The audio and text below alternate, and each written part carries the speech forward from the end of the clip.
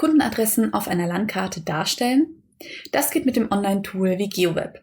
Mein Name ist Doriana Meuthen und ich zeige Ihnen heute, wie sich Ihre Kundendaten mit unserem Tool abbilden lassen. Hier im Bild sehen Sie die WebGIS-Software mit unseren Demo-Kundendaten. Ihre eigenen Daten lassen sich einerseits über den Upload-Button direkt im Client hochladen. Hierfür muss ich nur das Upload-Fenster öffnen und über den Upload-Button lassen sich dann Ihre eigenen Daten hochladen.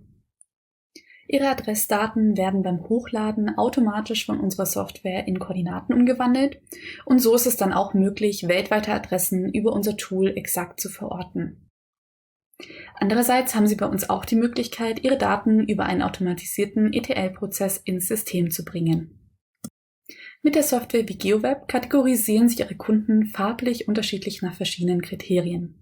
Hier auf dem Screen sehen Sie zum Beispiel die Unterscheidung nach ABC-Kunden. Je nachdem, welche Daten Sie erfassen, können Sie hier natürlich auch Ihren Umsatz darstellen oder nach unterschiedlichen Betreuern oder Produkten kategorisieren. Als nächstes zeige ich Ihnen, wie Sie Filter setzen, sodass Sie zum Beispiel nur noch bestimmte Kunden auf der Landkarte sehen.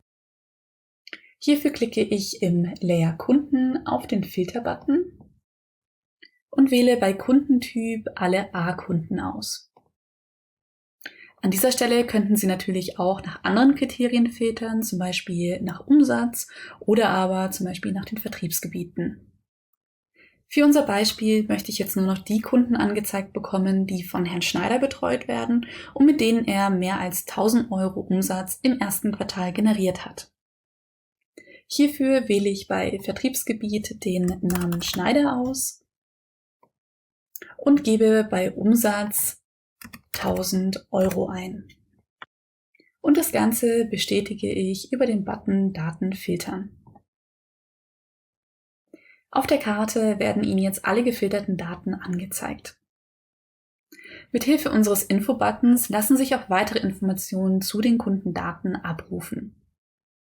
Hierfür klicke ich in der Kopfzeile auf das Tool Abfrageergebnis und wähle einen Kunden in der Karte aus, zu dem ich weitere Informationen erhalten möchte. Auf der rechten Seite hat sich jetzt ein Fenster geöffnet mit Ihrem Abfrageergebnis.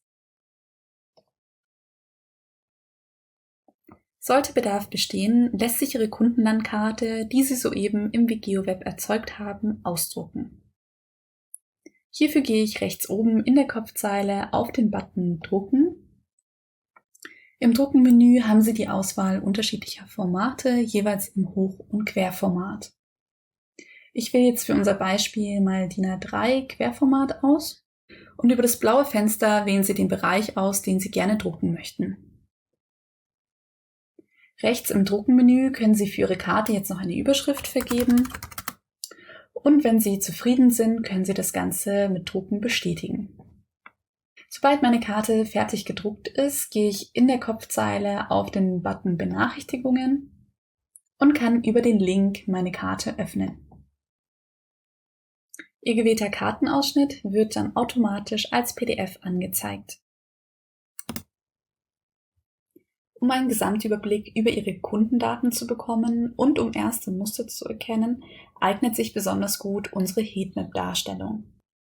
So sehen Sie zum Beispiel auf einen Blick, wo Sie die meisten Kunden haben.